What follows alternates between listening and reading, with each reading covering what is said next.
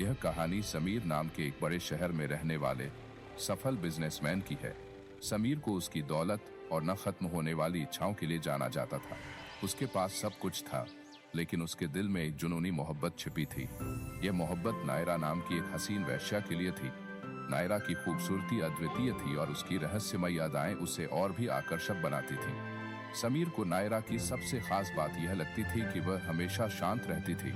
नायरा का एक 12 साल का बेटा भी था जिसका नाम विशाल था। समीर कई दिनों से उदास था और नायरा ने कारण पूछा।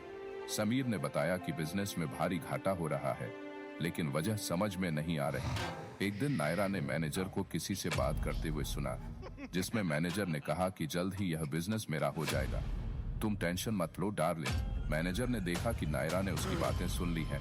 वह डर गया और वहां से भाग गया।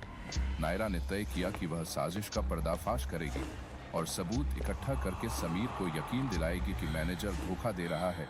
उसी रात जब नायरा घर जा रही थी, मैनेजर ने उसे सुनसान जगह पर किडनैप कर झोलापुर गांव में उसकी हत्या कर दी। इस घिनौने काम में गांव के 3 लोग भी शामिल थे, जिन्होंने पैसों के लिए मैनेजर का साथ दिया। अगले दिन मैनेजर ने समीर के बिजनेस से 40 लाख चुरा लिए और उन्हें छुपा दिया। जब समीर ने उससे पूछा तो उसने इनकार कर दिया। मैं ऐसा क्यों करूंगा सर? कई दिनों से नायरा का कोई अता पता नहीं था, जिससे समीर को शक हुआ कि शायद नायरा ने ही पैसे चुराए और फिर गायब हो गई। कुछ दिनों में झोलापुर गांव की रातें खौफनाक बन गईं। लोग शाम होते ही घरों में बंद हो जाते, क्योंकि रात में बाहर निकलना मौत को दावत देने जैसा था। रात को गांव की गलियों में एक अजीब साया भटकता था, जिसका चेहरा नजर नहीं आता था, लेकिन उसकी उपस्थिति इतनी डरावनी थी कि लोगों के रोंगटे खड़े हो जाते। कहते हैं इस साये के साथ एक खून से लथपथ लड़का भी दिखाई देता था, जिसकी आंखों में बदले की नफरत और दर्द झलकता था।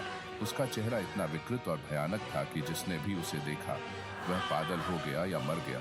मैनेजर के साथ देने वाले 3 लोग धीरे धीरे यह मानने लगे कि यह नायरा और उसका बेटा विशाल है, जो बदला लेने के लिए भटक रहे हैं। फिर एक रात 3 लोगों में से एक की रहस्यमय तरीके से मौत हो गई।